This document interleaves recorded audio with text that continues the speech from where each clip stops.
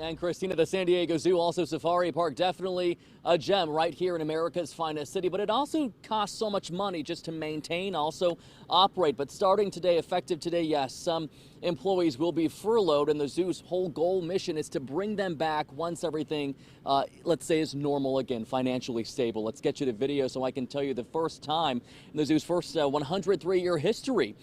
The zoo is also closing its doors, forced to shut its doors. Also, the safari park, we know why, amid the COVID-19 concerns. The parks house more than 6,500 animals of more than 950 species and a botanical collection representing more than 700,000 exotic plants.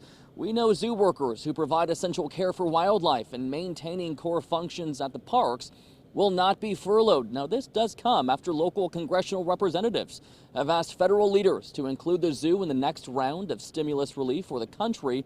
Meantime, San Diego Zoo Global, this is a nonprofit organization based right here, has launched a critical needs campaign asking members and fans across the world to help support the care of its animals, also plants. And keep in mind, folks, many of these animals endangered or even threatened. With no revenue, though, as we know, coming in from visitors, organizers hoping this fund will help offset ongoing operational costs. Bringing it back out live this morning here in Balboa Park outside the San Diego Zoo. If you would like to help donate to this Critical Needs Fund, we have a link on our website, fox5sandiego.com. Just click on that Scene On tab.